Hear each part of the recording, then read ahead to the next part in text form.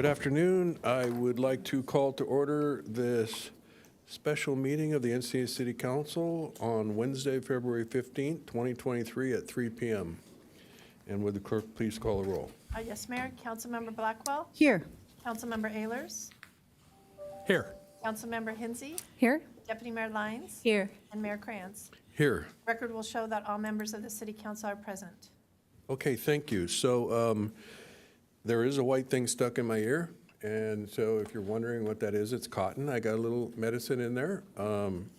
So while some people accuse me of not listening to them, it's never true, except for today, it's half true, okay?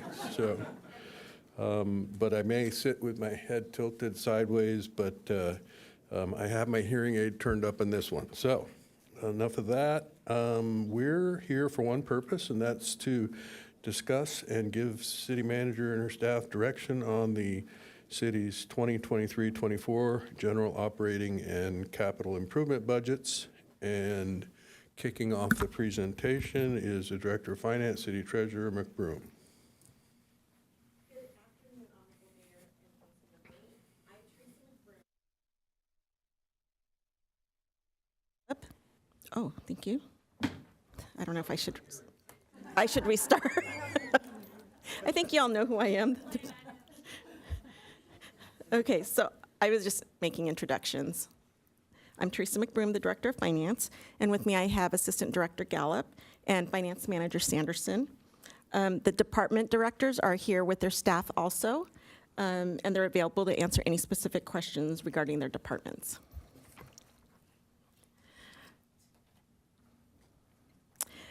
So the agenda for the budget workshop today is to go over the City Council's strategic framework plan, do a financial overview and status, discuss the general fund operating requests, and then we'll have an overview on CIP and what those requests are.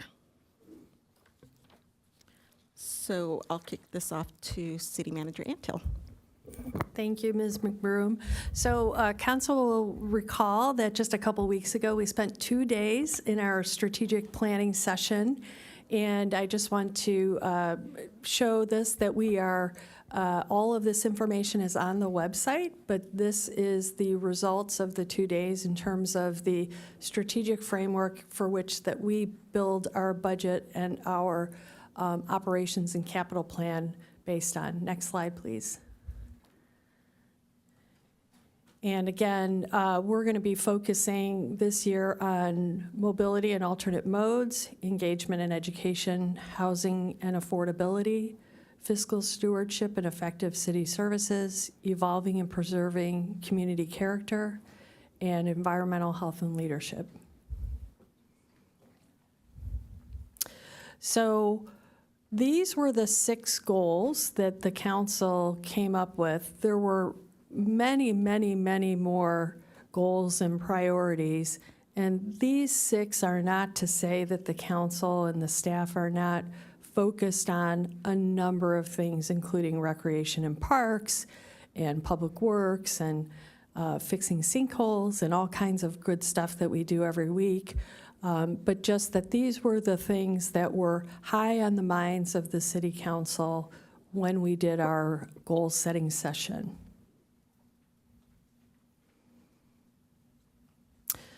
So I'll let Teresa take over this part. Thank you. So besides following council's strategic framework plan, there is a financial structure that we follow. So we will always ensure that the budget is balanced, meaning revenues exceed expenditures. We'll also ensure that the reserves are funded at policy levels. We have a contingency reserve of 20% of operating budget, and then a budget stabilization reserve, which is 2% of revenue. We also will ensure that we meet our debt, pension, and contractual obligations. We review the CIP plan again to fund priority projects, and then we maintain a $2 million general fund unassigned ending fund balances for emergencies.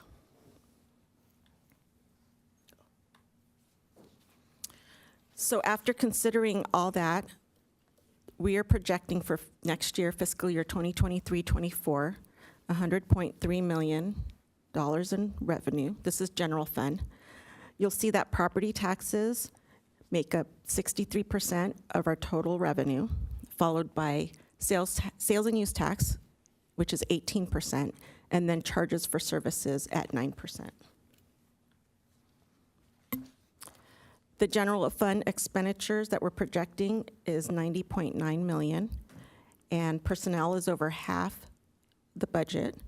That's followed then by contracts and services that are not law enforcement, and then our sheriff's contract makes up 19% of the budget, or $17.7 million. This is a graphic we prepared just to show you the property taxes that we receive. So for every dollar that our residents and our commercial businesses pay in property tax, 24 cents of that dollar comes to the city. The rest goes to schools and other agencies. And then you'll see that property taxes funds public safety, which is at 60% of property taxes at $38.1 million.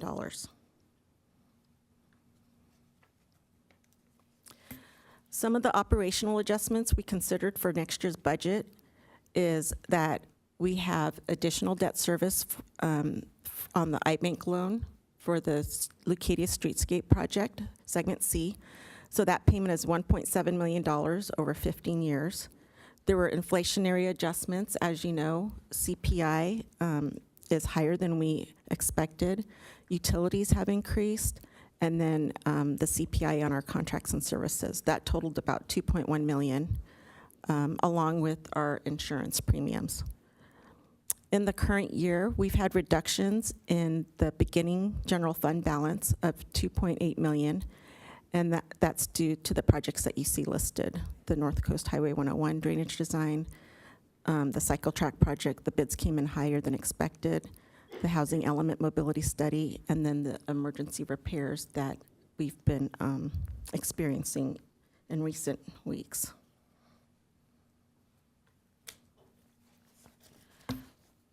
So this is a look at our debt service program. The blue bar is the new iBank loan. That's going to be paid over the next 15 years. The current payment next year will be $5.2 million. And you can see that we drop down in fiscal year 2032. And that's when the 2017 park bonds are paid off. And then in 2034, we drop down again, and that's when the 2013 park bonds are paid off.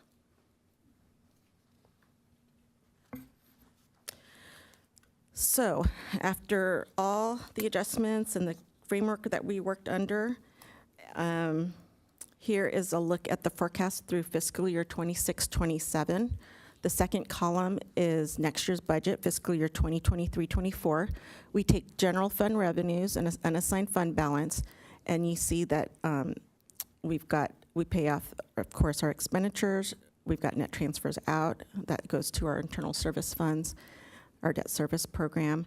And then the yellow bar is our baseline project for CIP projects. Those are the annual projects, and I'll be discussing that later. And then what you have left is the orange bar. And for next year, there is $1.45 million available to spend, which we'll be discussing today.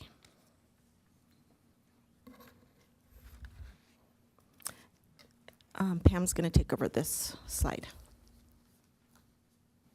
So the purpose of today's meeting is really to hear from the public and hear from the city council in terms of items that you would like to see us seek funding in terms of looking at the cost of something, as well as for us to let you know some of the things that we've heard throughout the year and that we think should be planned for next year. In the second budget workshop, the city manager will make recommendations based on the feedback that we receive from all of you and the public. And I did want to at least indicate some of the things that we have heard throughout the past few weeks from all of you and the public. And we know that this is not an exhaustive list, that there's many, many things that These are some of the highlights. So first on the list is the Pacific View startup. You might recall, obviously, that we've spent a little over $6 million to do the construction of Pacific View. This next step is to put some funding in the budget for furniture and fixtures, staffing, everything that goes along with opening a building for the public to come in. Also have a request to put some funding in for an update to our 2002 Arts Master Plan. We have an enterprise asset management system. It's just a small part from the general fund of about $28,000, but it's a big program that we know will make us more efficient in all of our departments. We also have a program to expand our right-of-way clearance in Allevenheim, as well as a request to increase our habitat stewardship funding and open space preservation consulting to look at how we might better preserve open space throughout the city. And just last week, we actually added some additional funding for the council-initiated item of e-bike training and safety with the school districts. Next slide, please. In addition, we do have personnel requests from each of the departments. I won't go into all of them. We can go in more detail if you'd like the department heads to come in and talk about them, but I'll just give you the highlights. We have a few positions that are really no net impact to the general fund, and then we have some that I think marine safety lifeguards is a really good example where we have tried to utilize as much part-time staff as we can, but essentially we train them and then they go to the city of Oceanside for full-time positions. And so we've decided that that's probably not a good model to continue to follow. So we would like to convert some of those to full-time. We also have a need with the number of new housing projects coming online. We actually manage the low-income housing stock that gets built. And so we have a request for a new analyst there, as well as our increased regulatory management related to short-term vacation rentals and other permits. Those are offset in some way, in some part by our TOT that comes in. And you will see in the revenues that we did get a significant increase in TOT from short-term vacation rentals. We've talked a lot this year about emergency management, not just in Allevenheim, but throughout the city. And we do have a request to fund a full-time emergency services manager, as well as funding a new administrative training captain. One of the things that the fire chief will tell you is we have about 385 days of training, and there's 365 days in a year. So the math is pretty easy on that one, that we definitely have a need for more assistance in the training of our personnel in the fire department. And we also had a request that I heard for a mobility manager. I did indicate to Councilmember Hinsey today that we have found that it's actually easier for us to fund, again, using the lifeguard example, somebody to come to the city full-time versus part-time seems to be a revolving door of people and programs that don't get off the ground the way that we'd like. And the department heads are here if we want to delve into detail on some of those after the public comment.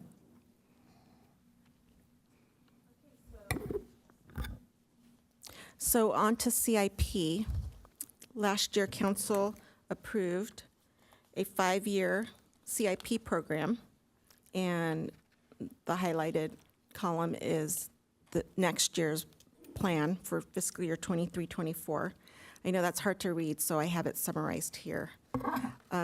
We have a base line of CIP projects that we include, and this is the list: the ADA curb project, innovative bike lanes, safe routes to school.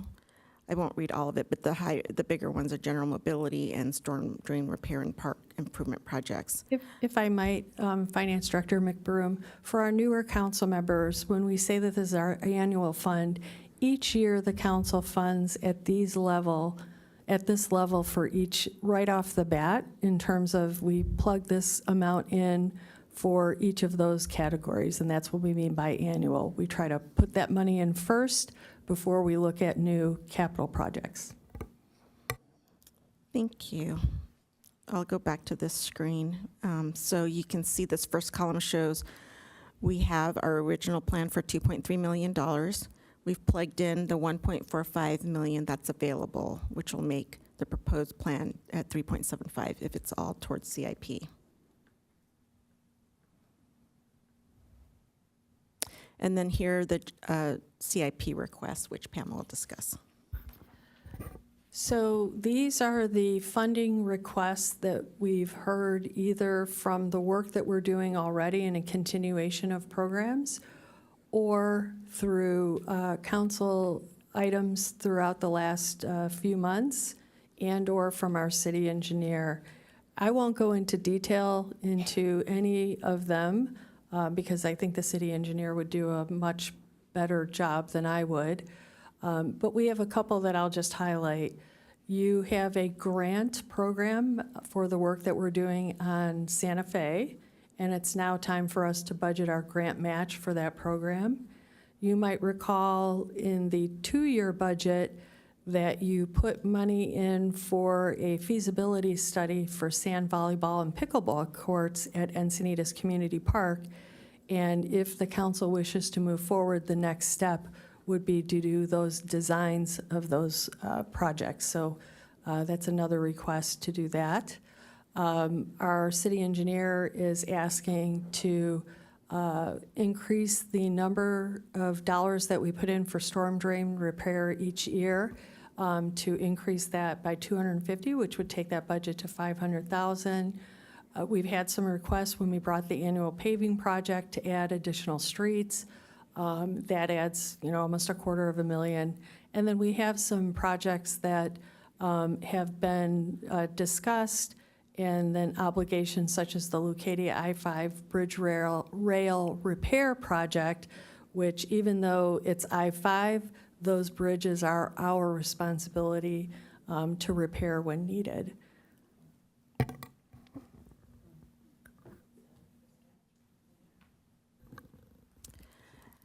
Next steps after this budget workshop is to schedule another workshop if needed. And then based on when that workshop is held, we will have an introduction to the operating and capital budget. And then we'll come back to adopt the budget before June 30th. That concludes our presentation, and we're happy to answer any questions. Thank you. City Clerk, how many public speakers do we have? How many? 6. 6, okay. Any preliminary questions before hearing from it? Councilmember Hensy. So I have a question on page that's titled General Fund Annual CIP and Work Projects.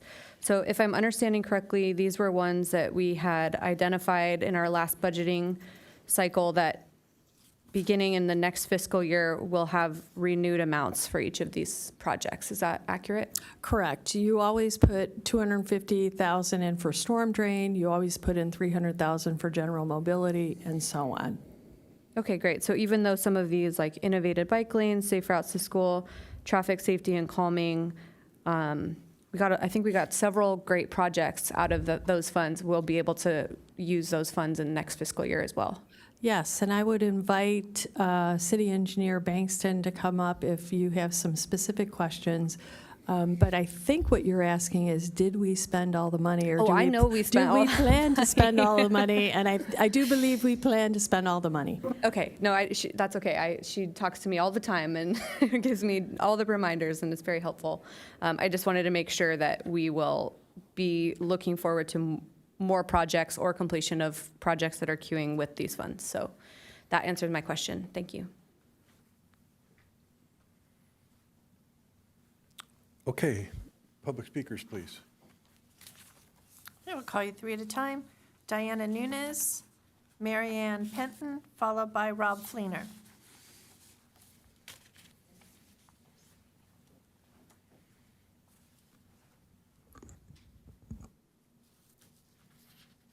We have a PowerPoint, so we're just waiting for that. What was the name of it? A CIP, I think. Yeah.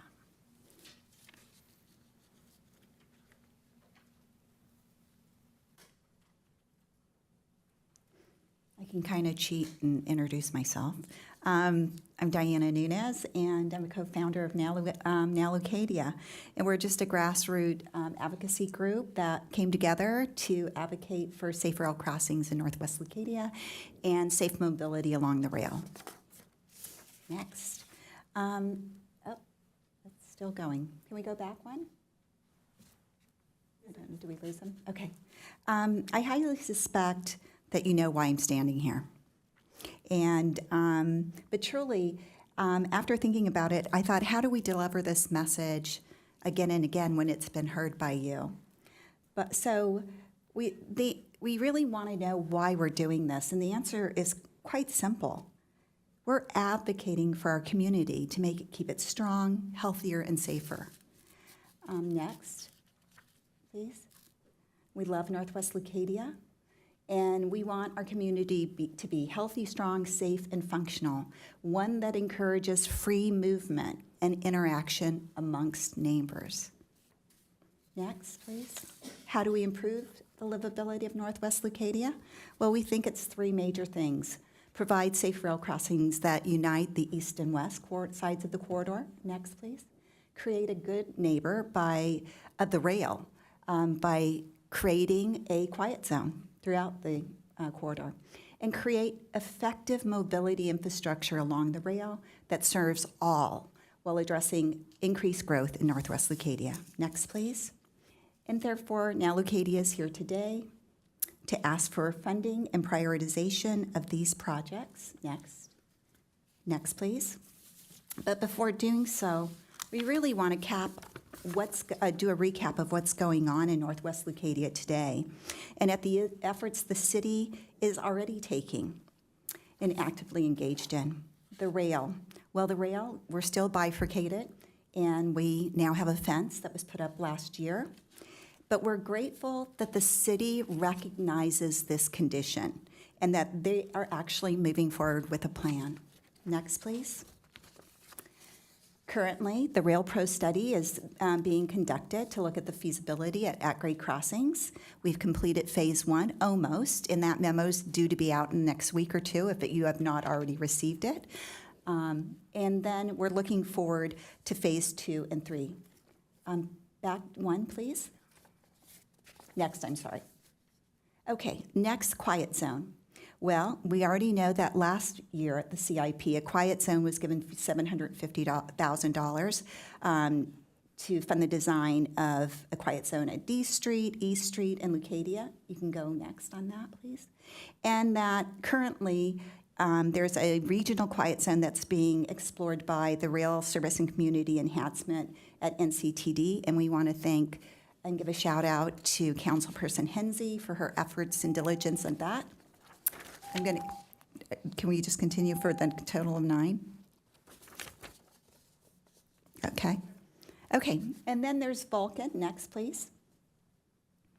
That's the next thing that we think needs to be taken care of. Currently, next, please. There's a regional ATP Cycle 6 grant that's being sought, and that should be awarded this spring. We're hoping to get funds to help in the pedestrian improvements along the corridor. Next, please.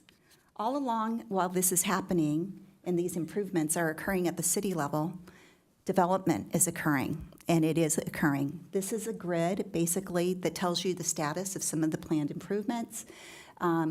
Notably, we have one under construction, and many of them are in their second or third round of review or have been approved. Next, please.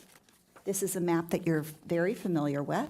It kind of points out some of the development planned, but I'd like to point out a couple other things that may not be discussed often.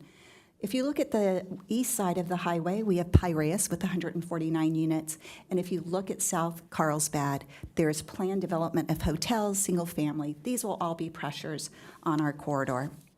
So it's important that we have sufficient and safe mobility.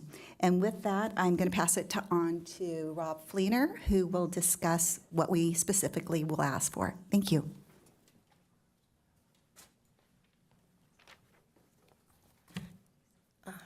Mayor, council members, and staff. I'm Rob Fleener, and today I am speaking on behalf of Now Leucadia. We want to thank the council and the staff for all the work you've committed to bring safe rail crossings to Northwest Leucadia.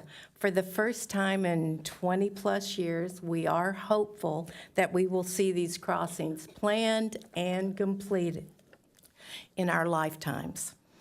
Now Leucadia would like to ask specifically for the following projects to be added or advanced on the CIP list and be funded. Please continue the council efforts by prioritizing and allocating $400,000 to continue the Rail Pro feasibility studies Phase 2 and 3. At-grade crossings seem to be the perfect solution for our rail corridor. As witnessed at the January 30th meeting with over 200 attending, the message from the community was clear. We want the crossings, but they must be quiet, not only in our corridor, but all of Encinitas. Please keep and secure the $750,000 designated last year to move the quiet zone projects forward and to continue to prioritize this project. I think I forgot to use the slides, but also our final ask would be that you for Vulcan Avenue, that you prioritize mobility along the rail course, specifically the northern Vulcan Avenue. Fund the design and construction of Vulcan infrastructure that enables safe mobility and travel for all users. Now Leucadia would like to ask specifically that this project be added to the CIP list. The recent 2023 MAP report supports this prioritization. Please take the moves forward to address the impacted area, which also includes La Costa Avenue. These two roadways are incomplete and unsafe and need action. Thank you, and I'll turn it over to Mary Ann Penton. Very quickly, to summarize, we just want the quality of life in Leucadia to be multimodality, freedom of movement. We have the fence, freedom of movement to be able to go by bike and by pedestrian. We will be such a happy community and contribute to the economic development of the city. It'll provide more funding for the city, in the businesses. It'll reduce pollution. It'll represent what the city represents as multimodality. It'll be right in sync with everything else that you guys are doing in the city. We just need to focus a little more on Leucadia and make sure we're included. And we can be your beacons to show what it can be like, in addition to Carter. Thank you. And then next speakers, Teresa Beauchamp, Bob Kent, and then James Ravenel. Honorable Mayor Kranz, Deputy Mayor Lyons, and Council Members Hinsey, Ehlers, and Blackwell, I want to applaud all of you for making building more housing that is affordable a top city priority at your February 14th strategic planning session. One of your first focus area goals included creation of a 100% affordable housing community. Today, you will begin discussing the 2023 to 2024 city budget, and I want to urge you to prioritize funding that will support building more housing that is affordable in our city. I was heartened to see that each of you took time to join the Housing Forum that St. Andrew's Faith in Action Committee hosted on January 26th, where we all learned about the benefits of a 100% affordable community. In my written comments to each of you, I attached a link to UCSD Urban Studies professor Dr. Merrill Bussel's research that was presented at that event.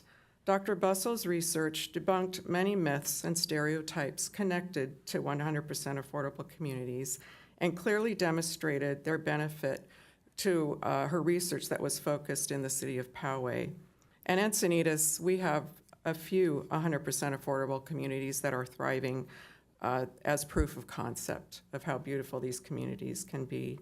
I know that you're aware of the need for more affordable housing. I've lived in Encinitas for 35 years. I first became aware of the housing issue during my decades of work as a family practice physician assistant in Encinitas. My medical support staff members, who were making on the average between 34 to 44,000 annual income, were often forced to leave our medical practice due to lack of affordable housing. The loss of great employees weakened continuity of medical care. Building more housing that is affordable will provide the opportunity for our essential workers to live where they work. I see the friends of my millennial son being forced to leave Encinitas due to housing costs. The only reason my son, who's a social worker, can afford to live here is because he has parent-provided affordable housing. Indeed, obtaining subsidies for a 100% affordable community will take hard work, and we can do hard things. We will need city, county, state resources, whether in the form of subsidies, land, or other incentives. Housing opportunity matters in Encinitas, and earmarking resources to the pursuit of building housing that is affordable needs to be a top budget priority to strengthen our community. Thank you so much for all your service.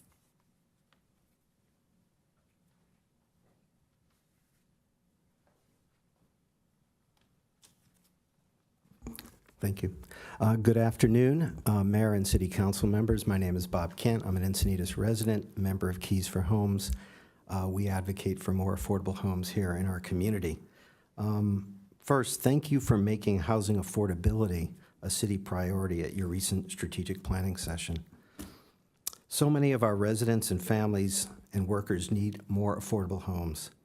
We all have friends, neighbors, family, and coworkers who are affected by our housing affordability crisis, including, and I would say especially, our seniors on a fixed income, as well as our essential workers like teachers, school support staff, healthcare workers, and so many others who are commuting long distances or finding difficult living situations in order to stay here in Encinitas, the city they serve. Also, not having more affordable homes both regionally and here in Encinitas increases longer commute times and traffic, contributing to the acceleration of our climate challenges. So we know that building more affordable homes is challenging and takes time. So in alignment with housing affordability being a top priority, and in conjunction with your 2023-24 budget process, please dedicate city resources to build a 100% affordable community, along with identifying other funding sources and finding innovative ways to truly move the needle so we can increase the access of more affordable homes here in Encinitas. You know, I think it's really essential that the city take a leadership role here by committing city resources, basically a local project match, so that additional funds can be leveraged to increase and ensure housing affordability here in our community. Let's do our part for our current and future generations. Thank you.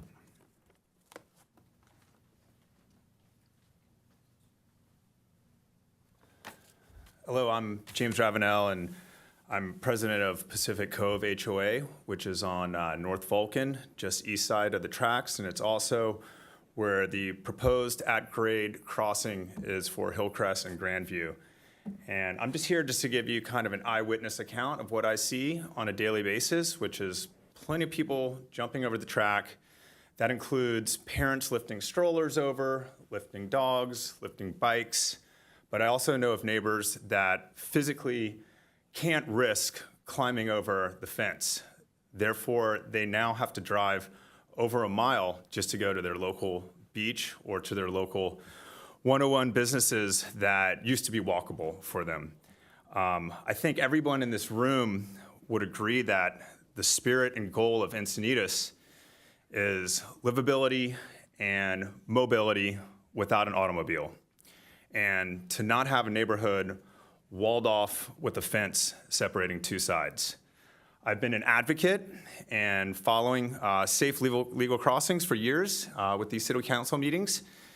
And my frustration is I feel like just the can keeps getting kicked down the road.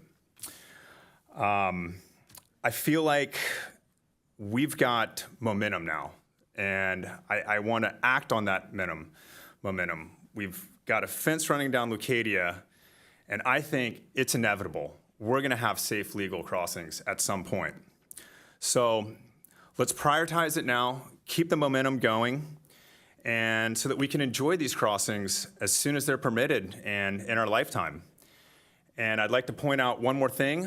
Not only would it be a safe and legal crossing, but also with the season and a day like we've had today with the torrential rain, it would be a dry crossing, and you wouldn't have to put on a pair of waders to go from one side of the track or the other. So I urge you to please prioritize the at-grade crossings for the next phases. Thank you. Mayor, that does conclude public speakers. Okay, thank you. Do any council members have questions? Deputy Mayor Lyons. Thank you, Mayor Kranz. I have some preliminary questions. Well, first I want to make a statement because I have the opportunity to kind of think big picture first and then kind of drill down with some detailed questions. But I think it's very important that we went through a very constructive strategic planning session this year, as our city manager mentioned, where we had 6 specific outcomes of what we really think is important. What we've heard from you is important. We had more than 6. We had many priorities, but when it came right down to it, we had to choose which were the most important. And I don't want to think about that in a small way, because I've always believed that you can tell what a city really cares about by how it spends its money. You can tell about what a company really cares about by how it spends its money. The culture of a city is based on its decisions associated with how it prioritizes to spend money. And so I take this very seriously. I see there's a connection between what we've said is important and how we define what our smartest next steps are, what our work plan is to achieve those important things, and what kinds of funds are needed to do that. Not only what kinds of funds, but what time frames are the most effective to achieve those goals. I would like our group to spend some time between now and when we need to have our budget finalized to really drill down on and be perhaps somewhat linear about, here's our 6 priorities. What do we need to do to achieve these? And what's the most sense as far as how we spend our money? I wanted to start with that because I think that's kind of an overarching vision of how we move through this process that I know that I will be using to guide me, and I suggest that you might consider that as well as when you're looking at what our priorities should be. So our priorities are safe, legal railroad crossings and establish citywide quiet zones. We've identified that. This is one of our 6 top priorities. Expand habitat stewardship and explore open space preservation. Prioritize remaining streetscape elements. Quail Gardens Drive, Saxony, Westlake, prioritize safe routes to school and complete street projects in this area. Utilize Housing Solution Manager to explore solutions for the homeless and unhoused, and 100% affordable housing. Choose site, define project, explore funding options. I think it's our job to wrap work plans around this, talk about what's important, and then assign the right funds to it to make sure we make significant and efficient progress in each of these areas. That doesn't mean we don't have other really important things that are going on. So, and the land will always go on. Stormwater, repavement, stormwater addressing drainage, repavement of streets, and all those things we kind of have in the background as, yes, this is important, and we're always going to fund these. So I may be asking a lot of kind of detailed questions as we move through this process over the next couple months, but I want to start with one that pops out for me, and that's because we've had some public speakers here right now on this, and that is the quiet zone. And I'm not sure who to address this question to, but we do have the regional quiet zone study that has been initiated by NCTD. I'd like to find out more information on when that's, if we know, when is that intended to be completed, and are we contributing any funds to that study? So that study, that corridor-wide study, is the first step in implementing Quiet Zone. Where we are is we already completed our study specific to Encinitas in 2019, so we're in the design phase. So we're a little farther ahead than that corridor-wide study. So we got the $750,000 with last year's budget to create the design plans for the design of all of our crossings. And our request for next year is to do some additional analysis that we would have to do and the permitting associated with those designs. So our next step after that would be to request the construction funding. And you'll see an item in front of you next week for an MOU with NCTD, for NCTD to actually prepare the design for us. Thank you. So as far as the cost of us achieving this objective, there's going to be some shared, there's some things that have already occurred, but in the future, there's going to be some shared partnership funds available. And are you saying that next week, or next time we meet, we will have more detailed information on what the money is that's going to be available to help us move forward and what our need is? So we have identified approximately $1 million to get through design, permitting, environmental analysis for Quiet Zone. We got $750,000 last year for our Quiet Zone design. We need the additional 250, or requesting the additional 250 to complete that design, the environmental, the permitting, the additional analyses that have to happen at each of our intersections. So it's separate than the corridor-wide Quiet Zone study that's happening. One more final question.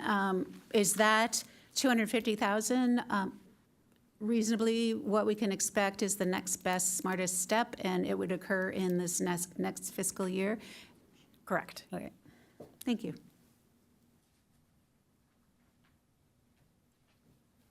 Councilmember Ehlers. I think you covered a bunch of what I was going to ask. I appreciate that. That was good. Just in general, I'll step back and go, yeah, the priorities that were spoken of here of the at-grade crossing, the Quiet Zone. I would add addressing flooding in Leucadia, although I know that's a much longer term, much bigger dollar item. The habitat stewardship, I think I'm repeating a lot of what Joy said, and I think it stands to be said. I would also add in La Costa Avenue mobility improvements. I think that was an item in here that we had talked about and would be a priority in my mind. Yeah, I have lots of detailed questions. So just, Jill, on what you just said, we allocated $750 last year, and the $1 million you talked about was $250,000 more to get us through the permitting phase on the Quiet Zone design, right? I heard that correctly? That's correct. Okay, great. Yeah, sure. So. You want to say that now?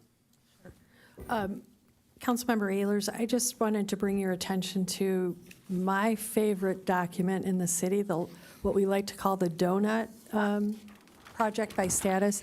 And I bring that to your attention. I always have to remember that we have some new folks. And some of the projects that you mentioned are on our CIP project, what I would call our wish list, our donut wish list. We call it a donut because you can see that it kind of looks like donuts. Anyway, you'll see that some of those are on there, and what you'll see in terms of the boxes and the shading is what we have on the list is we know we need to do it, but we may or may not have funding. Quick question on that. And being new, yeah, I have the chart. Thank you for printing it out and printing it out large enough that it's easy to read. I really appreciate that. Is there a summary of explanations for these titles on the left column? And is this on the website? I believe it is, but maybe we could explain for the public where to find this donut chart, as you call it. Yeah, this sheet is on our city projects webpage. It's one of the links at the very top, at least last year's version is. We don't have an approved version for this year now. So this is a draft we've created and will be adjusted as the city council determines where the funding will go for all of the projects. Yeah, and each of the line items here have some, like, we used to always have a capital page for each one of these, and it had a picture and a description. Is there that same kind of documentation for each one of these so that we can see the subtle differences? So we have there are many hidden columns on this spreadsheet that make it really large and hard to see in one place. So we do have that additional information available and we can share it with you. Some of the projects that are funded projects and moving forward have fact sheets. Some of the ones where we haven't identified all the funding, we haven't created fact sheets for them yet. And what I'm looking for as much as anything is a paragraph describing what it is and maybe even what it's not. Is that in the spreadsheet, and is that spreadsheet on the website? So the version that you see in front of you is what's on the website. The really big version with all of our notes and comments and stuff, that one isn't there, but we can provide that to you and we can share that. Okay, but I guess I would have the same, as a member of the public, how do they get that information? Is there a way to get that kind of, get that public too? Yeah, I think we can do that for sure. Yeah. Okay. But Thank you. typically they would just ask us if they have questions about a project. Okay. Also, just to add, at the budget introduction, we will provide a CIP book, and it'll have all those projects with the description and the costs. Yeah, last year's budget has that you described, which each project has an assigned project number and the history and where things are and a picture that you're talking about. That's part of the budget from last year that will come when we actually introduce the budget. Okay, I'll look there then too. Thank you. Councilmember Hensy. Thank you. So I want to give kudos to our city manager and our staff for putting together such a visually appealing but also very comprehensive plan for us to work off of for this coming year. I think that it's very inclusive of those lofty goals that we all are, just passing the torch to the next council to keep going year after year. But in today's overview, you've also given us really manageable budgets for each project about how to move them forward. And so I'll just highlight a few of my priorities and reiterate some things that my colleagues have already identified as priorities. I think the no-brainer here today is continuing to move forward the at-grades as a couple with quiet zones. I don't think we're going to move forward with either unless they're together. And so I support what the deputy mayor said, as well as Councilmember Ehlers, and I would like to thank Councilmember Ehlers for identifying these as top priorities for the whole city at large in our strategic meeting and saying that you're on board with these being our top priorities this year, even though no part of your specific district touches those areas. I think that's really important.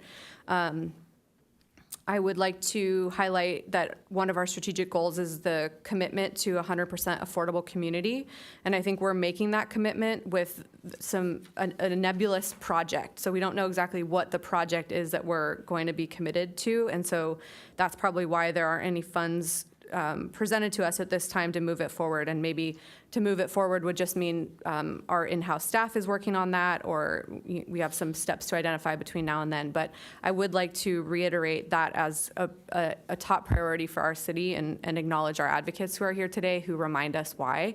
I recently learned at the Sandag retreat that the average employee in the city of Encinitas makes $43,000 a year, and that's in the very low income category. And so there's an imbalance there that is really our responsibility to rebalance. And so I'm fully committed to this goal and the steps we can take in this next fiscal year to move it forward, and I'll look to the city manager and our development services staff to help us get there.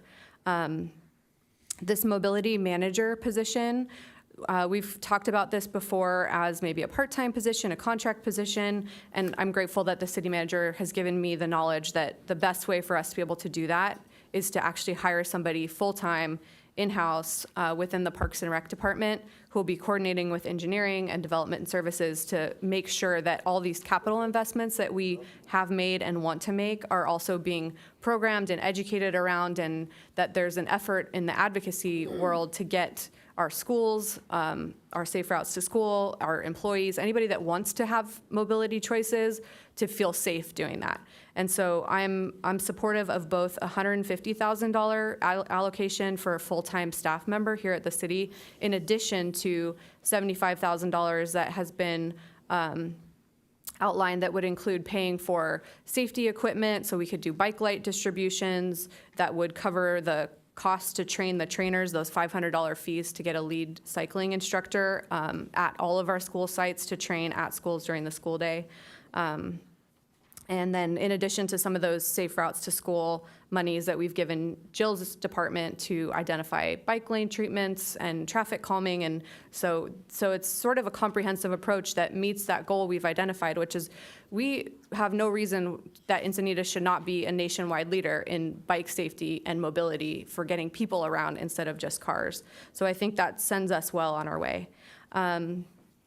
The other items that probably came up here from my colleagues' priorities that I voiced support for are the Pacific View Startup Funds. I think we do need the facilities to have furniture, so that seems very reasonable. The Habitat Stewardship Program is a wonderful program that I think for every dollar we put in, we get 5 times as much working with the Botanic Garden that leverages their volunteer to get out there and actually give us native plants. And then the last project is the Santa Fe project, and the fact that that came in well over the budget that we had in the past. I think we need to make good on that, get it done sooner than later, because that is a top priority for our school district partners. And then it's a corridor that, parks and homes and schools is surround almost on every turn. So it's important that we make good on that and get that done. Thank you. Councilmember Blackwell. Yes, thank you. So I really love that, all the comments my colleagues have made up here, and I'm not going to repeat that, but I was looking back at our priorities as well and the goals we set for the next couple of years, and I thought to myself, it'd be really helpful to understand, and maybe this exists, and like I tell the city staff, if it exists and I didn't find it, then tell me to do my homework, right? But I did do my homework as much as I could, and I thought it would be very helpful to know what we've funded so far towards achieving those goals, where we really are in the project, and then what it's going to really take. Because we can't probably achieve all of these in this 2-year time frame, but it'd be nice to know where we are in that spectrum and what's funded and not. Some of that's apparent when you look at the CIP list that Pam pointed out, but some of it is not, particularly when you get into the details. And then I'll go a bit detailed here and just save one question. So when I look at the at-grade crossing, is that going to cover both phase 2 and 3? I guess it would be Jill who will answer that, right? So for the at-grade crossing, the request there is going to take that next step to submit the CPUC application, and you have to do some kind of preliminary design, like a 30% design and some preliminary environmental. So that will be the next step, and then there will be a subsequent step to have complete design and environmental. So that would be a future year request, and then we would be ready to request construction funding. Okay, so Jill, if you could repeat that back to me then. So phase 2 would just be what's requested here in the budget document. Okay. And 3, it's not appropriate yet to request for it because we got to get through phase 2 first. Correct. Okay. And 375, it covers phase 2. Correct. All right, thank you. I'll keep moving on. Thanks. Thank you. And following up on that, at what point does the process with the CPUC come into play? Is that included in the budget amounts here? Is the CPUC hearing and preparation of documents for that? Correct. That's in the 375. Okay. On page 20, Jason Street drainage is listed. Describe to me what that is. Is that East Jason or West? So that is Jason at Vulcan.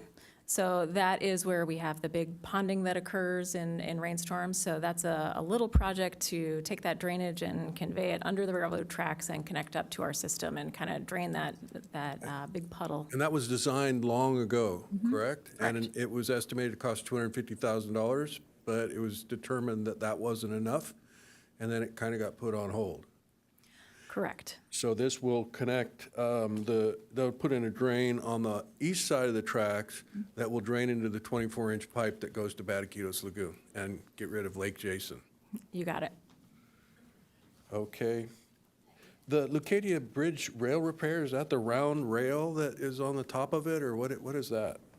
So on Leucadia Boulevard, you've got the sidewalks, and then you've got bridge rails with fencing on top. So we're seeing some cracking and spalling of the concrete, some exposed rebar here and there. So it's a project to kind of clean up the rebar and patch the concrete railing. And what is the open space preservation consulting? What is that? Is that intended to provide opportunities for grant funding, or what is that position about? What's the $100,000 for? Mr. Mayor, that's actually something that I think Councilmember Lyons can answer. This is one of the items that she's interested in. I was going to bring that up next. What that is continuation of the Habitat Stewardship Program, which is a program that we established many years ago, and we've started some work on repairing open space for habitat stewardship. So we're going to continue to repair the existing habitats with the fund that's right above it, which is increase habitat stewardship funding for $50,000 is the request. So the $100,000 is to take the next step, which is identified in the habitat stewardship plan, and to do management and monitoring work, services for the habitat we've already restored.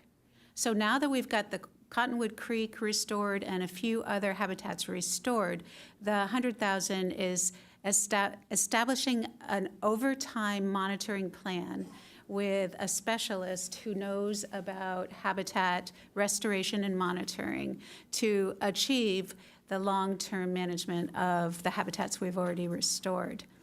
One thing I want to point out with these two buckets of funds is we've been really smart about our work on it so far, in that we've been able to leverage about 2 times the amount of value from the money we've spent by working through our botanical gardens vendor, I think I'd call him consultant, who's doing the work for us, because they brought in volunteers and they've provided us with a value of work that exceeds what we've expended.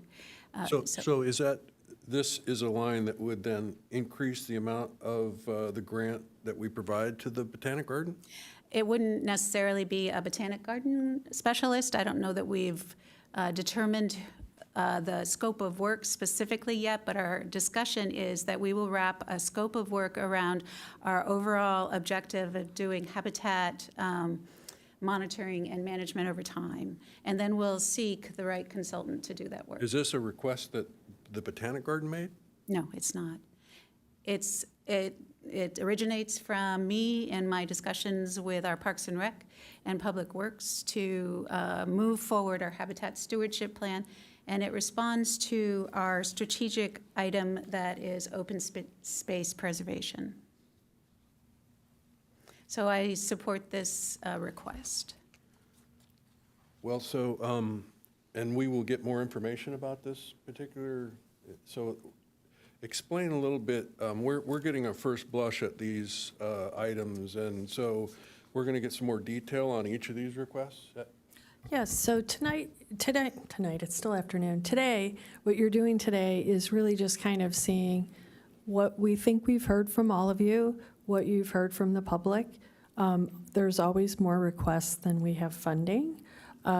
This has been helpful too. I think what I hear from several of you is not only more information about the requests, but perhaps if a request has multiple phases, what those next phases would cost, so you can determine if you want to make the initial investment, et cetera. So yes, we will be bringing more information. Great, and I'm particularly interested in the fire operations positions to better understand how that will enhance public safety. So maybe the chief can, it doesn't have to be today, right? You have until 5 o'clock today. So you want So if you want to, sure. Yep. Come on up. He put on a tie and everything today. He's looking sharp.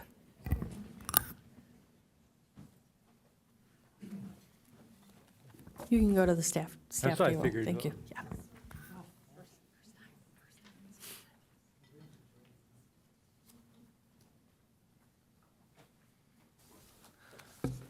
Good afternoon, Mayor and council members. Yes, I wear a tie. Everybody else was, so I decided I should.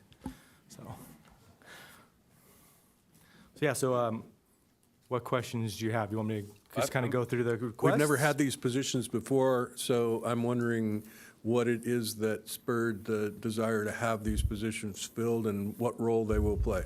Okay, so the emergency manager is probably the biggest bang for its buck, right? So right now we have 3 divisions that are taking on those responsibilities with prevention operations and our fire administration, our senior management analyst. So in order to really get some focus on the emergency management of our city, if you think about Liebenhain and the evacuation plan, we also have very high fire hazard severity zones in Saxony Canyon, off Crest, and then when we move down to Solana Beach and Del Mar, which we're in charge of, we have Annie's Canyon and Crest Canyon. And then we also have the railway. I know a lot of us are kind of aware of some of the rail incidents that have gone on in the country lately.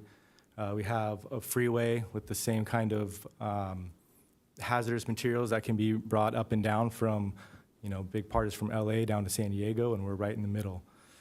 We have a large petroleum line that goes under El Camino Real, and really the big picture for the emergency management spot is to come up with those plans and not be a tertiary job for the 3 divisions, but to really solidify those plans, educate the community, and then also create training for our staff for the EOC positions.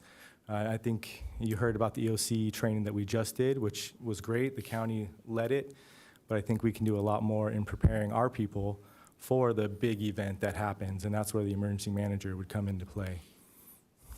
When you go down to the training captain, the administrative captain, right now we have a training chief, and when it was originally brought in, I was still on the floor, but the concept for that was to provide a higher level of training and supervisory position to schedule and to create the curriculum and kind of push that training forward.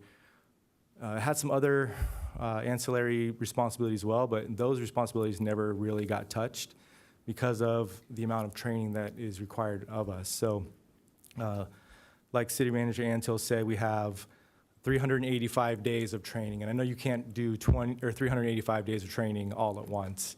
But what happens is with our new hire testing, new hire training, new hire academy, our probationary testing, all of the didactic, manipulative fire training we do, and then the EMS training that we have to do, some of those overlap, and our training officer right now is in charge of facilitating, coming up with curriculum, making sure that all the materials are budgeted for and bought and being at all of those sites. And he does not have the time to really put the energy and effort into the training that needs to happen.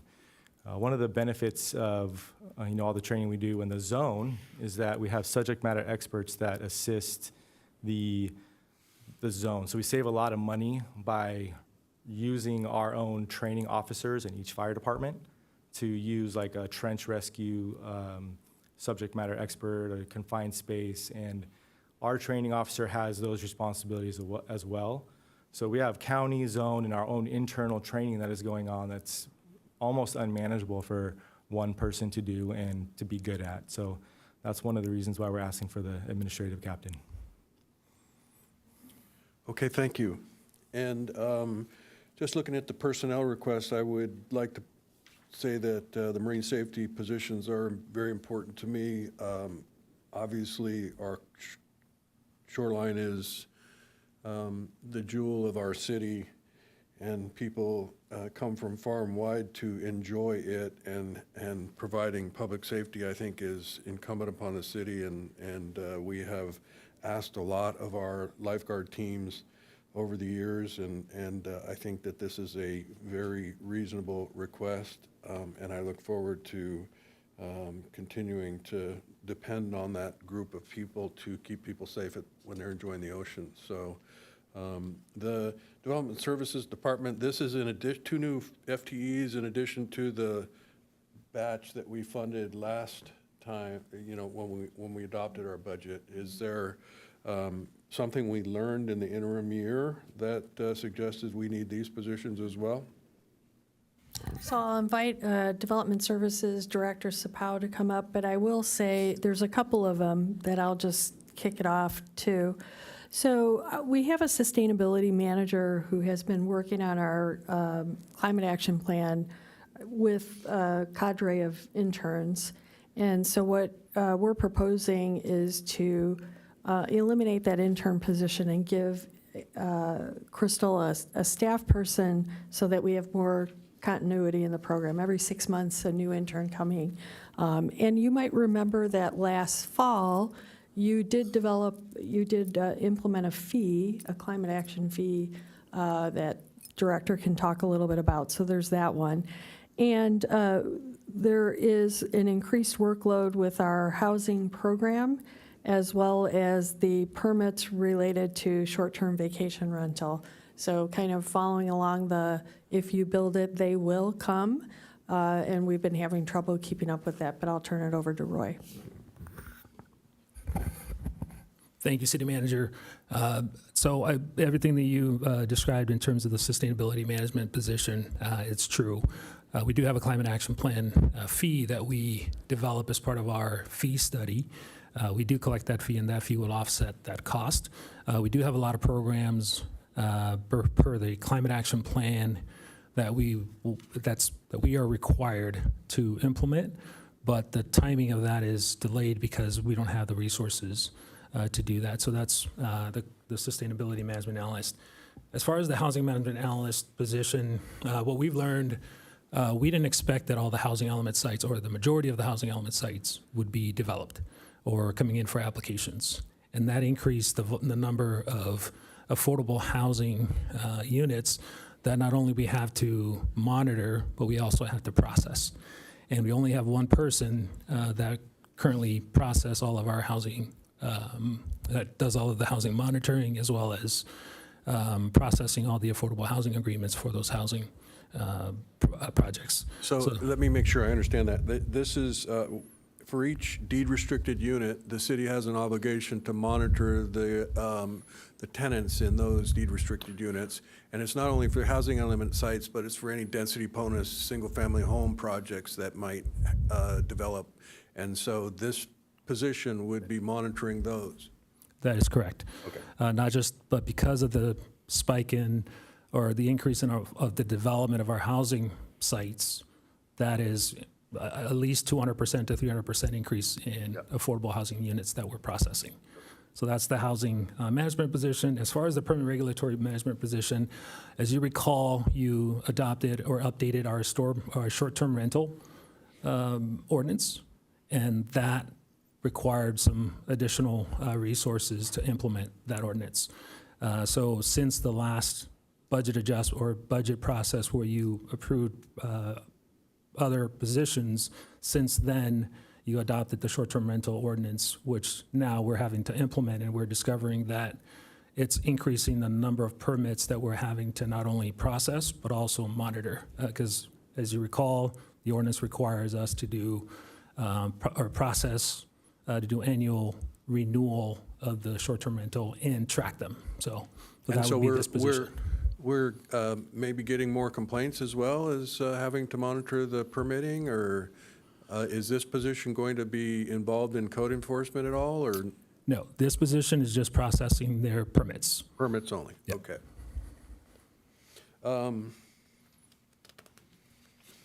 I have a couple of requests. One is to that, as you may recall, I was interested in a parade and celebration of the 4th of July out on the El Camino Real corridor, and we did some initial analysis of that, and it was over $100,000 to have that event. But some community members put together their heads and came up with an alternative idea that would take place within Village Park in 2 of the HOA areas surrounding the green belt in Village Park. And their projections are that with security and some of the other things that are associated with not only a 5K run, but also a festival that would be held that would focus on nonprofits in our community, they are asking for $20,000 to sponsor that, and I think it's worth that investment to help them get that event off the ground. I think at some point it will have to be self-sufficient, but I very much believe that this city doesn't celebrate the eastern part of our community enough, and so this would be a great way to kick that off. And so my hope is that we can include that $20,000 for sponsorship of this particular event. And the second item is Councilmember Ehlers and I did some walking on Lacoste Avenue and considered the right-of-way there, and the opportunity to me to, it seems to me that the opportunity to extend the decomposed granite path that we put in from Vulcan to 101, if we extended that to the east to I-5, that would give pedestrians the opportunity to get off of Lacoste Avenue and up on the curb. And I think, clearly there is a lot of vegetation that would have to be removed, some encroachments for the property owners there that have encroached into the right of way. But I think if we did this right, we could fairly, in a very cost-effective way, provide pedestrians the opportunity to get off the street.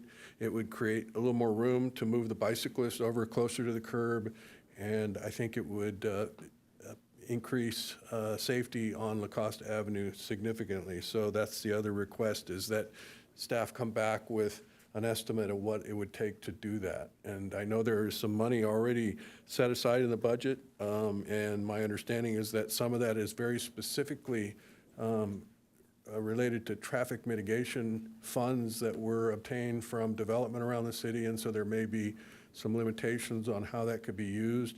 It would be great if it was possible to use those funds to do this, but again, if staff could come back with a cost on that. Okay, Deputy Mayor Lyons. All right, round 2. I've got lots of questions, so I think we'll fill all our time if it's just me asking. But one thing I want to just make sure I'm clear on, and perhaps clear up for others who want to drill down on the detail. We've got a CIP list, capital improvement projects list. We've got operations list here that we're considering, and we also have a personnel list we're considering. Am I understanding it correctly that our CIP fund available for this next fiscal year is $2.3 million, and our operations fund, which I imagine also includes personnel, is 1.45? Am I understanding that correctly from whoever it wants to answer? Yes, thank you. We currently have the 2.3 programmed in CIP, and the list of projects, or this is a summary of the list of projects, and then 1.450 is available for spending for you to decide this afternoon. All right, I need to ask some questions on that.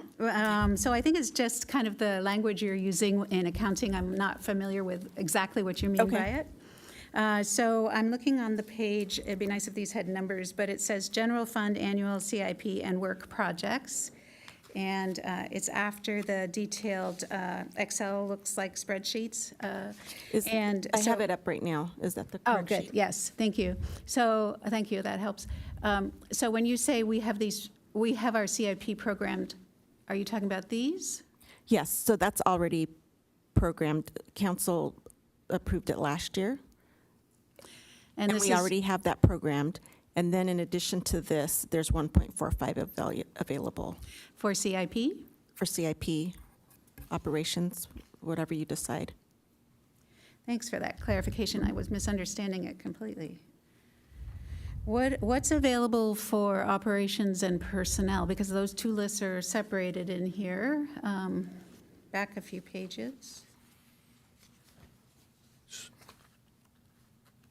So the 1.45, all of the things that we've listed, including the personnel, are in competition for that small amount of funding. Now, that being said, I think Council Member Hinsey always calls it the Encinitas miracle. We've done preliminary estimates on revenues, et cetera. Sometimes during the year, we hear about a grant after we've published our information to you that we've won, or that there is, we were misstated on revenues and we end up with a little bit more, et cetera. As well as sometimes we have opportunities to fund because our staff gets creative in the way that they try to staff a project or what have you. So what we hope that you'll do in the next budget workshop is try to identify where you think your highest priorities are, that you can come to an agreement.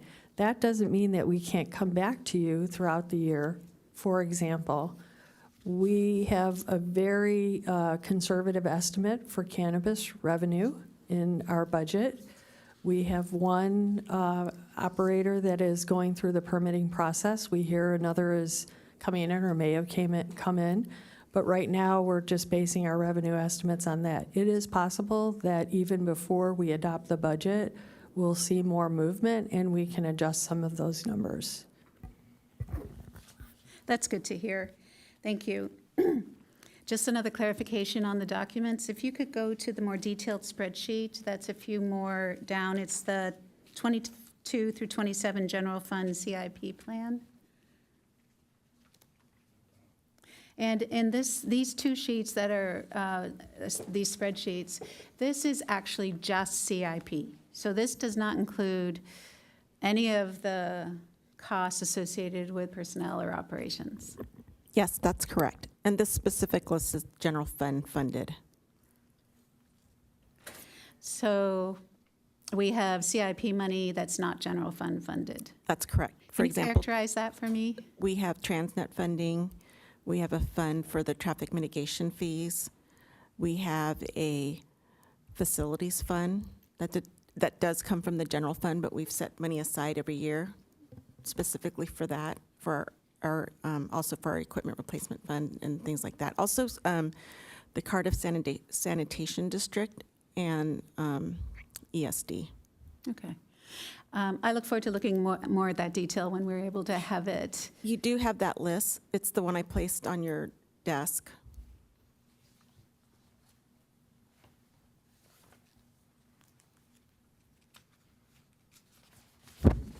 Thank you. I didn't know I had it. So I might add to what the director just stated. So some of those funds, like for example, the gas tax funds, that is what pays for, if you look on page 18 of 34 in that packet that she left on there, some of those funds are restricted, or all of those funds are restricted. So that's why you don't see the annual overlay program in competition with the general fund items, because it's already funded with those gas tax dollars. And then you have other funds that are restricted either by the council or by state law. So for example, there's a portion of your TOT that's set aside that goes for our climate program. It's for the coastal zone, yes. Coastal zone. So the reason why that we bring that forward, you'll see that more in detail. But those funds, trust me, I've asked every which way till Sunday to take money out of this bigger pot of money to try to get it into this pot of money, and sadly, it's not possible. So those things are set. There's money, for example, in the CSA that we belong to for our ambulance under fire department. There's monies there that we look at for different types of things as well, but it can't be used to pay for personnel, et cetera. So, yeah. Thanks for that clarification. I'd like to just mention a couple things that I would like to point out to everyone and to my colleagues. We had just briefly talked about the habitat stewardship program and the request for this year.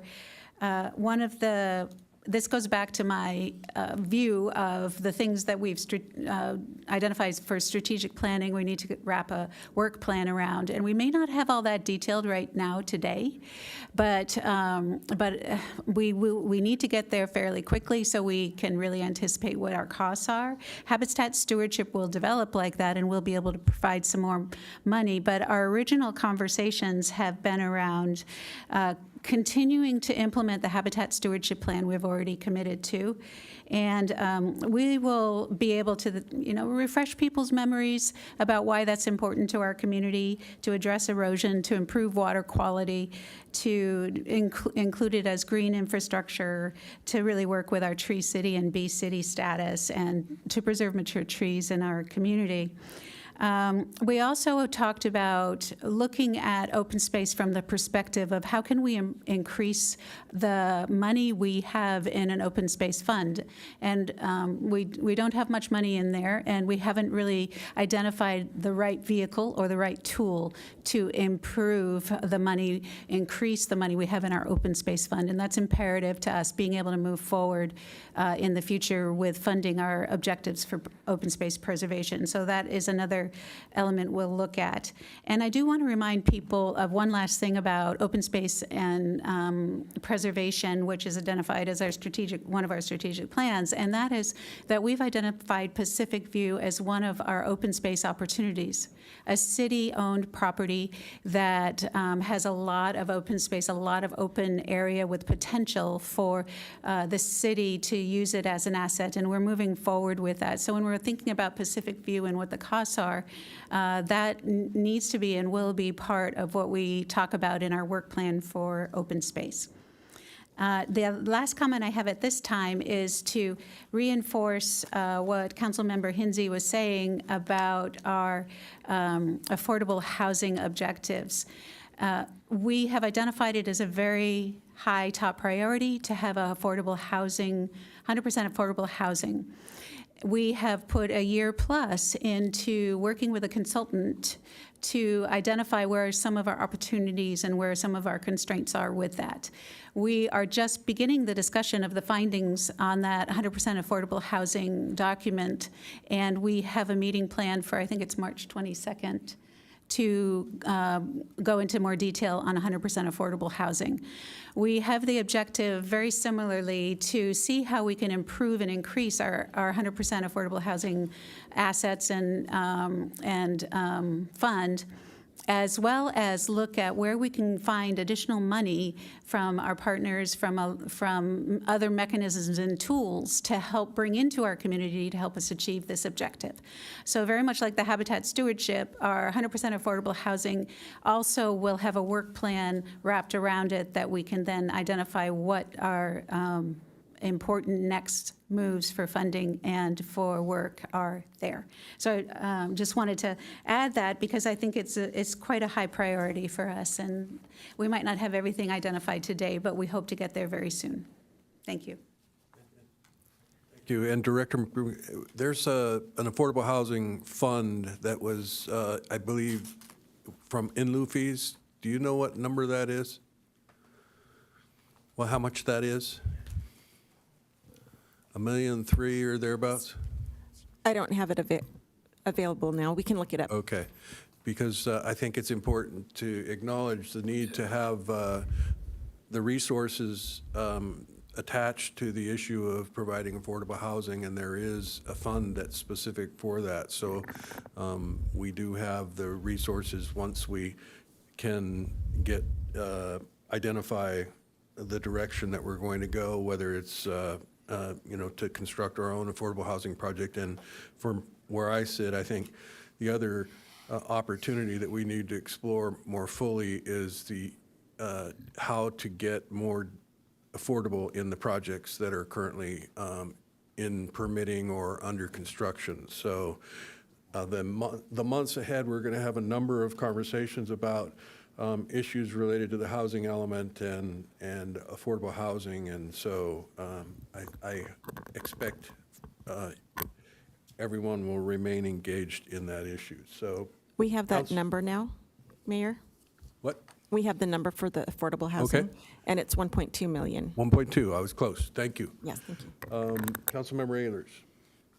Let's see, boy, whole bunch of stuff, because I talked initially about the capital plan, CIP, and I was, well, the first thing I want to do, if you could bring up the page 13 with the history of the general fund projections. And the one thing that jumped out at me is that this current fiscal year, we transferred 10.2 million over to CIP, and then going forward, it's gotten much thinner. First question I have is, what was it like a year ago, 2 years ago, as far as the amount of money moved into CIP? In other words, was it more like the 10.2, or was it more like the 2.3 on that page? So This is the bar chart. Director McBroom just won the bet that she and I had about whether or not we should have the bar chart with the orange, it's with the orange box.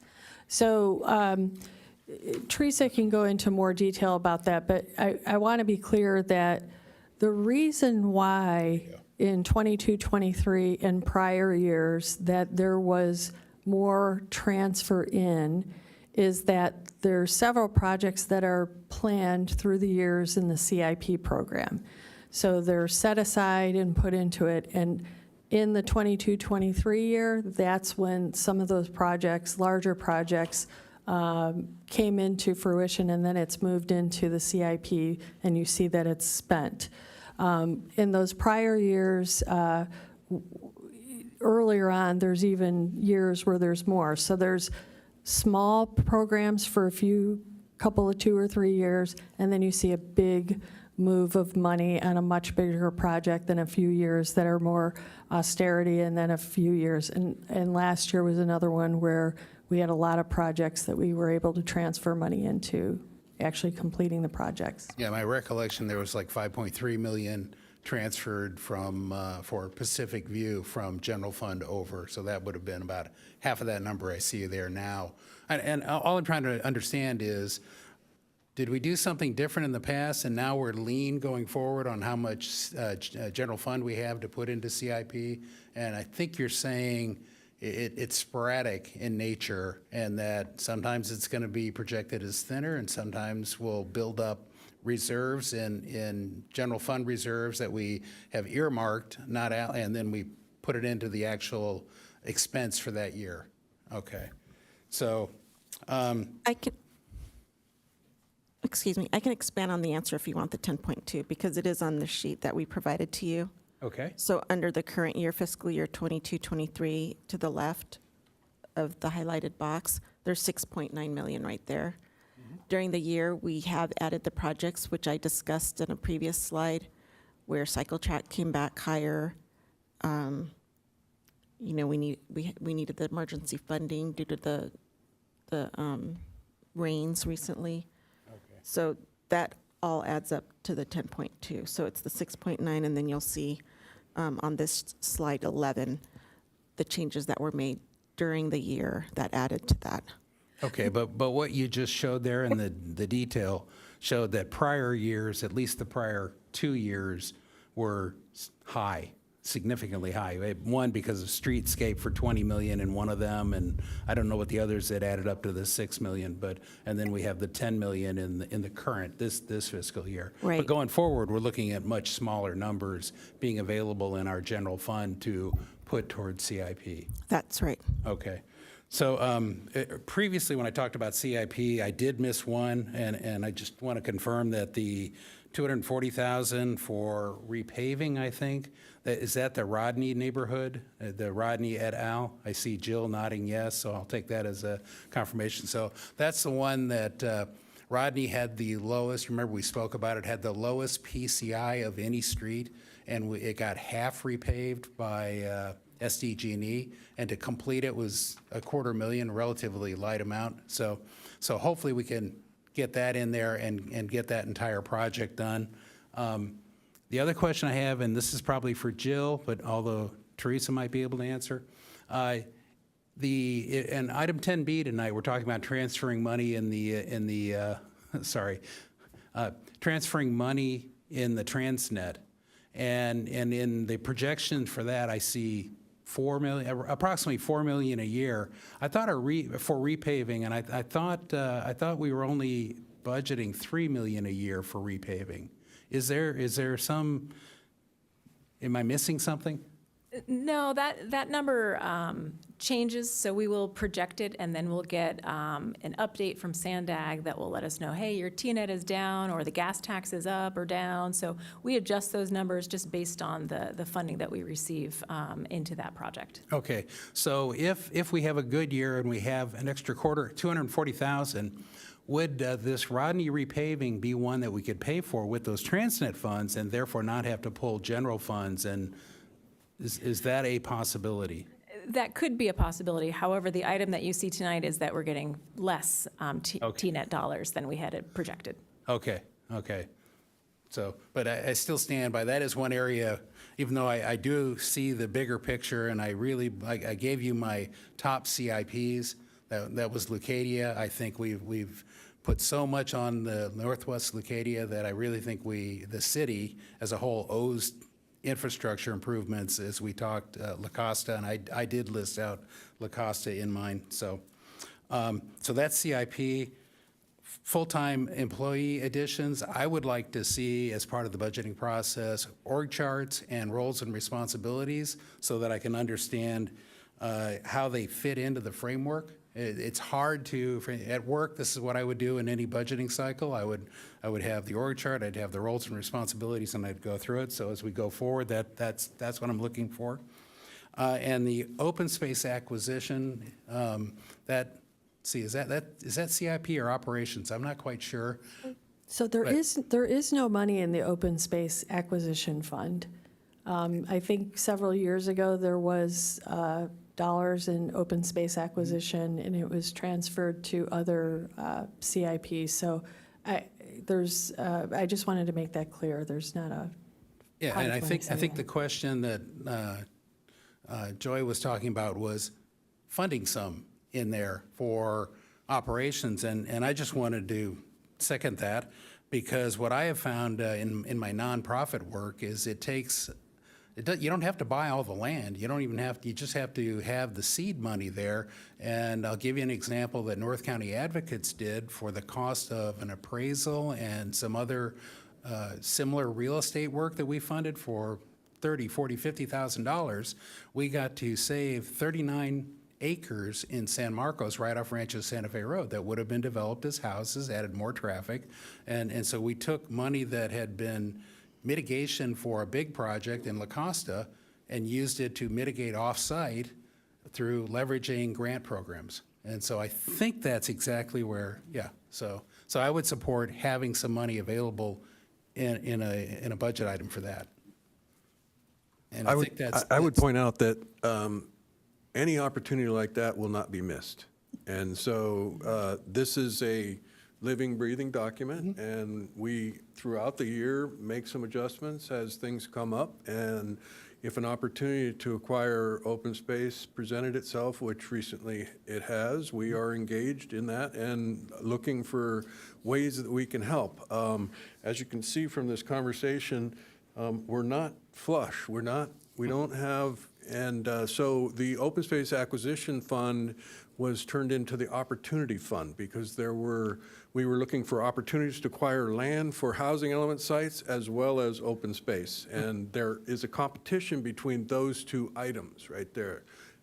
open space acquisition and housing element sites because, the HCD is an insatiable appetite for more upzoning, and so it presents some challenges, so. And there's a competition amongst full-time employees, as Yes. staff said, it's all in competition for essentially the incremental 1.45. And a little running race, everything's in competition. We want to find the balance of FTEs that provides the service that our customers expect. And so, I agree with you that we should have more than just this list. We're going to have some job descriptions and org charts and make sure that what we're investing in is going to advance the community improvements in a way that we want. And then I had one last Okay. item, and I know we talked about the 1.45 available in the general fund to put with the 2.3 that was already programmed. I'd like to understand what the 2.3 is in better detail. I don't need it tonight, but that's part of, I think, the trade-off to understanding, like, I'll give an example. Where was it? General mobility for 300,000. A lot of what we're talking about is general mobility improvements, and maybe they fit together anyways, and part of the 300,000 would be applicable to what we're talking about here. I understand it's already programmed for things, but I want to understand, what am I trading off of already programmed versus new mobility? And hey, the money may be better spent on the new mobility, not the currently programmed. So. Councilmember Hensy, or excuse me, Blackwell. Oh, I just wanted to just comment on one thing, Councilmember Ehlers. So all of our job descriptions and all of those types of things are on the website, and you can certainly look at the org chart. I will remind the council, though, that you're at the policy level and that you have to trust that the staff is going to give you recommendations about staffing, but probably not as appropriate for the council members to start digging into, well, maybe this person should do this and that person, you can move this person here. We're going to give you our best recommendation, and I will certainly have our department heads who have asked for resources to come and talk to you a little bit about that, but we don't usually have the council members dig into who's doing what. Yes, except we do have some people sometimes ask us, well, what do they do? And being able to describe that, I think, is an important thing. Absolutely, absolutely. I would never do what you are suggesting, but I do, I am having to trade off resident requests for the same money that's going for additional headcount. And so understanding why that need is there, I need more than one little line item on a page. And the way I've always done it for organizations I've run in the past is you have an org chart, you understand how people are deployed. And so, but I'm not going to make any choices for you of who does what, but I think there has to be a pretty thorough justification as to why this expenditure is more important than sidewalks on La Costa Avenue, as an example. Now I'll go. Okay. No, it's okay. I saw Pam raising her hand, and I don't think Tony saw it. So there were a lot of public comments, and I wonder if we could get an update, probably from Jill, because I think some of those public comments are about that, but just maybe a status of some of them. For example, we got a lot of requests about the Hygeia roundabout on Leucadia Boulevard. We also got a lot of requests about Vulcan development. And then the map projects themselves, that might be too much detail for tonight, but it'd be nice to get an overview of where those projects stand, how much is really funded, which I think the answer is not going to be positive, but let's hear what that is so we can have a better understanding. So Hygeia Roundabout, there is a little bit of money in the project. We pulled some money out last year to fund the quiet zone because that was a higher priority during budget cycle last year. There is some money remaining in that project. We've been looking around for grant opportunities. That one's kind of a tricky one. We haven't found the right fit for that one. For the Vulcan improvements. We had submitted 2 grant applications this year for pedestrian improvements along Vulcan. Unfortunately, we just got our second no on Friday that we were not successful with that HSIP grant for Vulcan. So what was the third? Was there a third project? I think it was all the MAP projects. MAP. So we're just, we haven't quite finished MAP, so we will likely be in the same boat. If we had funding for it, we're moving it forward. If we haven't identified funding yet, then we're looking for funding.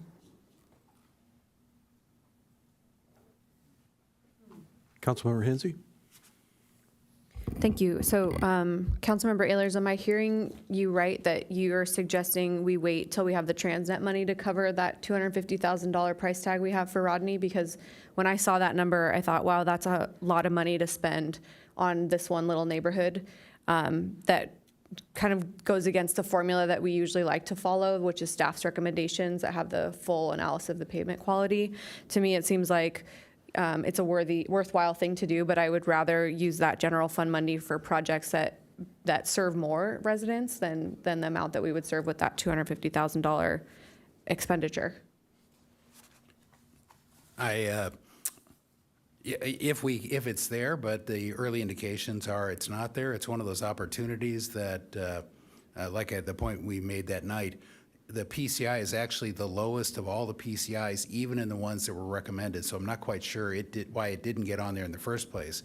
It's 3/4 rebuilt already, but the half that didn't get rebuilt is disintegrating. So rather than let that impact the quality of the neighboring asphalt, I think the time is ripe to do it now. Yeah, I would prefer to use the Transnet, of course, but if it turns out Transnet receipts fall short, the question is, can we program it in soon thereafter, if you will? If not this year, this coming year, could it be in the next year with Transnet guaranteed at that point? I want some certainty so we can go back to the neighborhood because they're seeing their asphalt. You know, I literally thought about bringing a chunk in one day just to show you how easy it is to walk away with a big chunk of asphalt. Well, that seems reasonable to prioritize it for a future fund so that we can use the money that's allocated for it. One other little distinction about the habitat stewardship program I wanted us to just touch on briefly here at this high level is that our botanist, Tony Gurneau, who we know and work with a lot, he kind of flagged for us this red code situation where there's this very unique plant named after Encinitas, the Encinitas baccharis, that's in a habitat location that's not specified at this time for intensive rehab and promotion. And I do think it's important that if we're allocating money this next fiscal year to habitat restoration, we do use some of that money to focus on that plant, that we don't lose it in the wild forever because we mismanage that one little area of our land. And I would, add that's one of the reasons I question the expenditure for a consultant is that the restoration, I think, is the more important part. I know there's the west side of Cottonwood Creek Park, west of 101, that some volunteers have been stewarding for many years, and it could use some attention. And so I am most interested in spending money on the actual restoration of the habitat. So Deputy Mayor Lyons. Yes, good timing. Thank you for asking those questions. We haven't had a chance to come back to the full City Council and to the public with an update on what we've done so far with our Habitat Stewardship Program. So let me just briefly say that we are addressing the threatened endangered species through our funding that we already have. And perhaps we can get a more detailed update on that as we move forward in our dialogue here about the budget. So we've been able to check that box by taking some intervention action right away. We've also begun the habitat stewardship for the area west of the 101, and we're making really, really good progress. We're going to be starting, I think, if I remember right, on our 4th priority with this next year's funding. I'm looking to Travis for a nod or something, if I remember that correctly. But so we do owe everyone, I think, an update on that. And that's going to be really important to understanding the requests that we're making here in this budget. So, and the consultant may be the wrong word, because the habitat specialist, and I think maybe we should call it a specialist, is someone who's in the field doing the monitoring and management of the habitat we've already restored. So it is an additional layer of restoration that assures that the habitat stays in a good condition, as we would expect by our habitat stewardship plan over time. I obviously need to explain that in more detail for everyone, and we'll do that. I pressed my request to speak because I know we're running out of time, so I want to make sure I say what my questions are, at least what they are today, and if we can't get an answer for them today, that we come back with our next budget meeting with answers. My first question is on page 20. The general fund requests, CIP, we have the Encinitas Community Park Sports Court design. I remember that we authorized that, and I remember, and I know that we've done an initial step and we've funded that. I haven't seen the outcome of that initial step, and I'm wondering if that can be given to us when we're making, so that we can use that to make decisions about, whether this next step is warranted. Thank you. Thank you, Deputy Mayor Lyons. We actually just executed the contract for the first step in that process. So that's all of the studies that are around noise, traffic mitigation, all that kind of thing. Once that's done, the next step is what you see before you, which includes a 30% design to look at the feasibility of changing the major use permit. In some ways, this may be premature to ask for this, so that, it's just one of the things we have to gauge. What's the right timing? I'd like to see the outcome of the first step, and maybe you can shed more light. And we can bring back a timeline on what or how long this first step is going to take for us to complete. Thank you. My next question is quick build. Sometimes we might call general mobility, maybe it's under there. I'm not quite sure if we've carried quick build forward from last year for some funding. That wasn't in the presentation tonight, given our small amount of funding that we have available for capital projects. We would certainly find a way to spend it if you gave us more general mobility quick build funding, though. I'd be curious to learn how much we spent on it last year. I know we had a budget, and I would like to know. I'm aware of one project. Maybe there were more than one. I'd just like to kind of use that to understand whether that should be a priority going forward. Sure, I'll bring forward that last year the City Council identified 3 projects that they wanted us to focus on for quick build. And we made forward progress on 3 of the projects. Certainly, some of the cost estimates to complete those, like the pedestrian signal at Solana Beach, we didn't have enough money in general mobility to complete that. So we've started progress on each of those. We did complete the San Alejo-Manchester crossing, and we made some forward progress on Vulcan. We added that kind of graded pathway, and then the connection at the very north end of Vulcan to the La Costa Bridge. So those were the 3 projects that were specifically identified. And then I've got a very long list of other things we did with the rest of the general mobility funding, so I can share that with City Council. It'd be good to know. We saw that as a really valuable tool to move smaller projects forward quickly, obviously quick build. And I think the San Alejo Manchester is a good poster child for doing it really well, so we can highlight that. There's a few items that I don't understand what they are and whether they're in, I think they are within the list of things that we're considering, but tell me if I'm wrong. Enterprise asset management and expand right-of-way clearance in Alevenhagen, that's on page 14. I just may not understand what these include.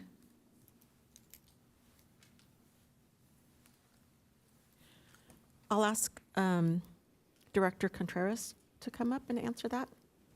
Oh, the Public Works Director too.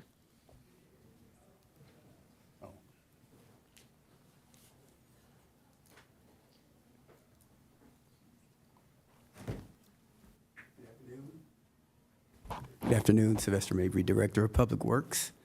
The right-of-way maintenance line item is just basically maintenance of the right-of-way up in the Leavenhain, general maintenance. Good afternoon, Council and Honorable Mayor. This is Jessica Contreras with the IT Department. The Fixed Assets Program is to enable Public Works, San Diego Water District, as well as our engineering group to manage infrastructure and to predict end of life using automation. So it's the technology to predictively analyze end of life of critical infrastructure underground and above ground. I'm so glad you clarified it's end of life of infrastructure, because I didn't know what you were doing over there. It's very high tech, I imagine. Yes. For example, we have a CCTV truck that we can use to analyze the condition of piping underground, and this enables that data to be used for predictive maintenance. That's very good, thank you. That makes sense. Public Works Director Mabry, I have it right? Mabry, excuse me for that. The maintenance on the right-of-way clearance in the Leavenhain, is it outside of then like normal and customary maintenance? What would make it a unique request? It should be normal maintenance. It's nothing outside of normal maintenance, what we do. It's just an additional area that we need to cover and have funding for. Okay, thank you. Can you say what area, as far as where in Leavenhain? I don't have this specific area. I can bring that back to you at a later date. If you could, that'd be helpful. Not a problem. Yes, thank you. From the description, I thought you were acquiring additional right-of-way, and I thought 30,000, that's what, like a square foot or something like that? Okay. Thank you. Those are my questions. Okay, very good. So in summary, I want to make sure I have the picture as we're moving to the next workshop. We have PowerPoint slides for a number of different areas, both operations and capital improvement projects. And if we put up slide 20, when we get to this slide, this is the last slide, there's available $1.45 million after the requests that are in personnel and the other enterprise funding and these sort of things. But if you were to add up all of those projects, it comes up to 2.625, which means if we have 1.45 available, we have on this list 1.175 million too many projects. So between whittling this list and the other lists, we've got to come up with 1,175 fewer things. Do I have that correct? Yes, that's correct, Mayor. Thank you. Okay. So we have our work cut out for us because we've added a couple additional requests. I know my 20,000 for sponsorship of the race is a pretty small item, but I hope we can keep that in there. And then there are a couple of other things. And so, Councilmember Ehlers? Just to clarify, this is just the CIP, but that 1.45 is in competition with the FTE additions, and so it's like. Yeah, the point you made earlier is that, it's a balloon. all- You push the balloon and it. Let me make sure I know what you all want. Okay, so what I hear that you would like to have come back is some additional information, some more details, data, background on the positions, the data to support, job descriptions, et cetera. You'd like more information about the cost of the La Costa Avenue ped path. Have us look into whether or not the 240,000 on the additional streets could potentially be absorbed or what we think might happen with that, what the cost would be for the next step in 100% affordable housing, that you would like to know a little bit more about some of these projects, what their next steps would be in terms of future funding, as well as whether or not there's the $20,000 for 4th of July sponsorship, DG Path, let me just make sure I have all of this. Habitat stewardship, did we get the Encinitas plant in the habitat stewardship already? I think that's it. We're bringing back quite a bit of information just back to you on some of these requests and what the actual costs are. Yes, it sounds correct to me. And I would point out to my colleagues as well as the public that the last couple of months have been very impactful weather-wise. And we have a sinkhole that I believe is no longer growing on Lake Drive. We're keeping our fingers crossed, but each cubic yard of soil that came out from underneath that roadbed was, how many more thousands of dollars it's going to take to repair the thing. So that's going to have a budgetary impact, obviously. I was in my car driving because my e-bike doesn't do very well in the rivers and streams that develop in Leucadia. So, but I was noting just how much damage there has been done to our roadways. The pavement condition index is intended to identify roads which we can maintain so that in weather events they aren't further damaged, but once a road drops, it's weather events like this that create significant damage to the roadway. So again, that's I think in this conversation about is there Transnet money we could spend on that Rodney project, I'm afraid we're going to be faced in the future with a significant general fund contribution to additional paving if we're going to be doing this right. So no question there are some challenges ahead, but I do also want to echo Councilmember Hinzey's appreciation of the work that staff has done here. And I know there's more work to do. So I see no other requests to speak. So with that, this meeting is adjourned.